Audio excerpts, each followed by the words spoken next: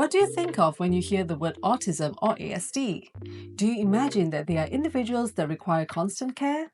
Do you believe that they are like robots that lack empathy? Or do you think that they are social recluses that avoid socializing like the plague?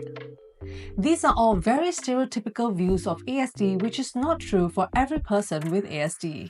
In that case, what is autism spectrum disorder? Welcome back to Autism Recovery Network's channel, where we'll be diving into our first episode of our brand new series, Understanding the Spectrum. In this first installment of our series, we'll explore what autism is, covering its key characteristics and common misconceptions of it.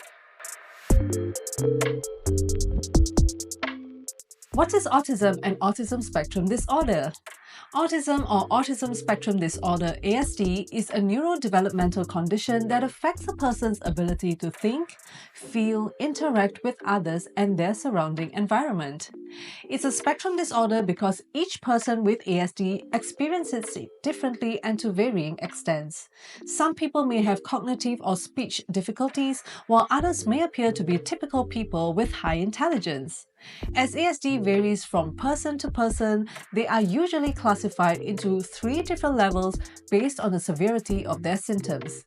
It ranges from level 1s that require minimal support and generally might find difficulty fitting in with neurotypical peers to level 3s that might require considerable clinical support and might find it incredibly difficult to mask or self-regulate. Currently, autism can also be classified into 3 major types. Number 1, Kenner syndrome is a severe form of autism.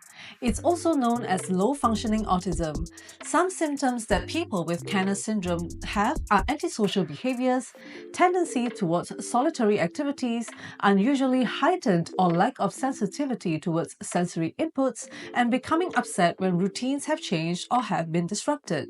In some cases, they might possess cognitive disability. Number 2, Asperger Syndrome, also known as high-functioning autism, is a mild form of autism. People with Asperger Syndrome generally have the basic symptoms of autism, such as the ones listed before, but they're not as severe. Usually, this type of autism is associated with high levels of IQ. This means that although they might lack in other daily functions of life, they can be quite smart at topics that appear to be challenging for neurotypical people, or possess strong language and cognitive abilities. Additionally, due to their symptoms, they might be perceived as rude. Number 3, Pervasive Developmental Disorder Not Otherwise Specified, PDD-NOS, also known as atypical autism, is a type of autism that people are diagnosed with when they do not fit into the diagnostic criteria of the previous 2 types of autism listed. Generally, this group of people might face difficulties with socialization, communication, imagination, and might tend to engage in repetitive behaviors and interests. Misconception regarding ASD. My son is a late bloomer. He's just shy. Do these phrases sound familiar? Many parents tend to believe that if their child isn't able to speak at an appropriate age, they will grow out of it, or by attending speech therapy only will solve the problem. But that's a misconception. Speech delays might just be a side effect of a deeper problem, such as ASD. Hence, if your child has been showing signs of speech difficulties, it is important to get a diagnosis to clear any suspicion of it.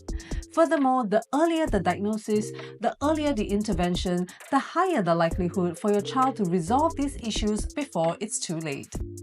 Consequently, an early intervention for your ASD child will lead to a higher chance of a successful recovery and likelihood of enrolling into a mainstream school.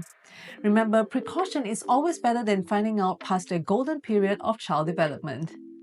Thank you for watching. In the next video, we'll uncover the early signs of autism and what to do if you suspect that your child has autism. Do like, share, subscribe, and turn on the notification bell to not miss any new videos. For more resources, scan the QR code here. Connect with us on our social media platforms as well. If you have any questions about our programs, speak with us. Together, we can build a supportive world filled with opportunity and understanding for all our kids with ASD. See you next time.